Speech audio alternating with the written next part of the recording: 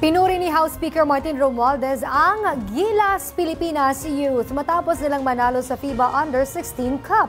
Ang mga detalye ihahatid ni Greg Gregorio.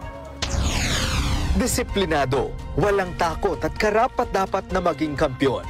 Ganyan inilarawan ni House Speaker Martin Romualdez ang Gilas Pilipinas Youth na nakasungkit ng gintong medalya sa FIBA Under-16 Asia Cup Southeast Asia Basketball Association o SEABA Cup sa Indonesia. Nilampaso ng Gilas Pilipinas Youth ang mga koponan mula sa Timog Silangang Asya.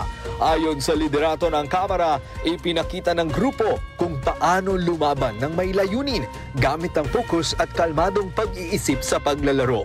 Kinilala rin ni Speaker Romualdez si Head Coach L.A. Tenorio sa kauna-unahang international coaching nito at sa paghubog sa koponan. Gayon din ang suporta ng Samahan ng Basketball ng Pilipinas o SBP. Anya, ang tagumpay ng Gilas Pilipinas Youth ay bunga ng mahabang training, mahusay na coaching at matibay na suporta, kaya nararapat lamang silang kilalanin. Dagdag pa ni Romualdez, itinaas ng koponan ang pamantayan sa Philippine basketball at umaasa siyang makita silang lumaban sa mas malaking kompetisyon.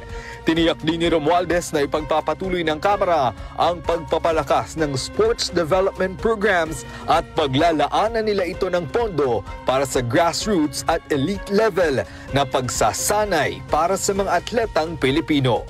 Para sa totoong balita sa bagong Pilipinas, Greg Gregorio, Congress News.